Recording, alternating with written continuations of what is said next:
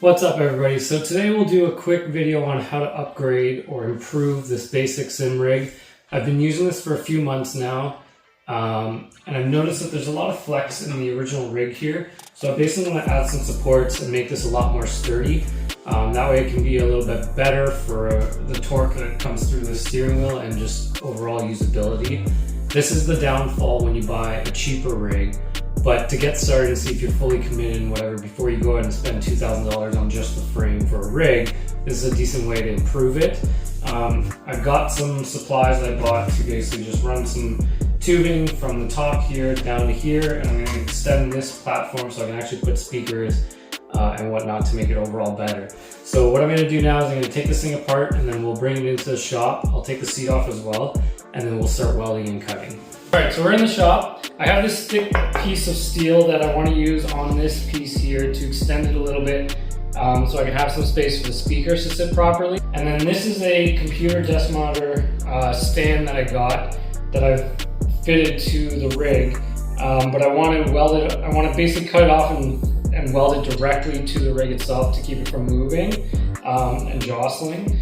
And then I have these tubes here, which I want to notch for the round part of the frame here, and then weld underneath of this. But I want it to come straight up and then cut a piece to bend just so that your legs have all the space here, and it's not going to be like, I can probably weld it just like that, but it'd be a little tight I think around here.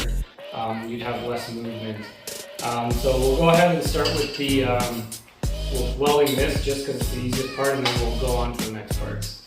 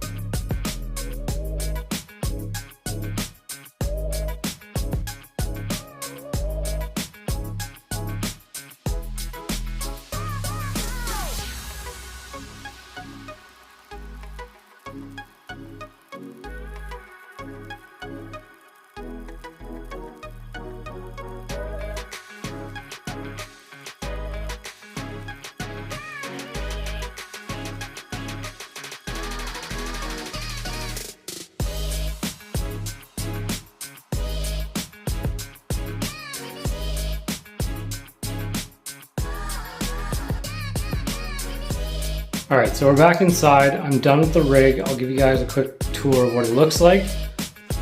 So, I've added those two supports. I ended up going with square tubing.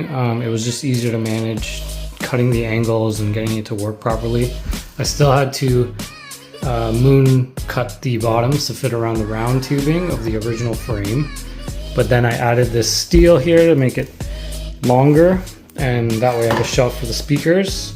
And then this is much more sturdy now because look, I can move it up and down and there's no play like it used to do. And I'm hoping it's not going to vibrate. But overall, you can't really tell there was any mods done. But these supports definitely do give a lot more sturdiness to it. So we'll go ahead and test it now and see how it works. Let's take the first, let's just do the first test run here. I'm going to pick a bumpy course to see if the vibrations and stuff stopped. This course has a bunch of cobble still on it, so it should be alright.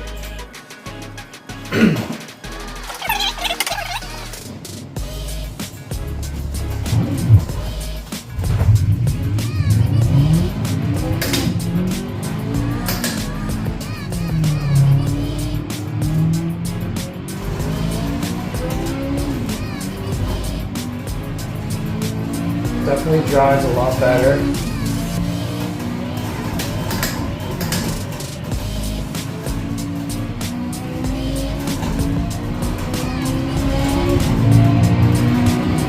Speakers are moving, it'll have to be taped down. It's a lot more firm now, it's not bouncing around, the monitor's not bouncing, which is good. I think the only rattling right now is the speakers. But otherwise it's pretty solid. So what are the upgrades to do, I think?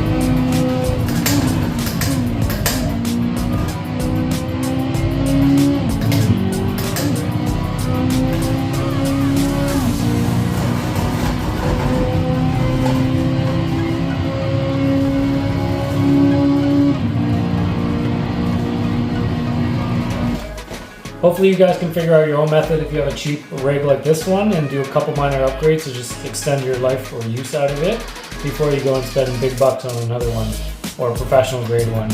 Otherwise, thanks for watching. Don't forget to like and subscribe.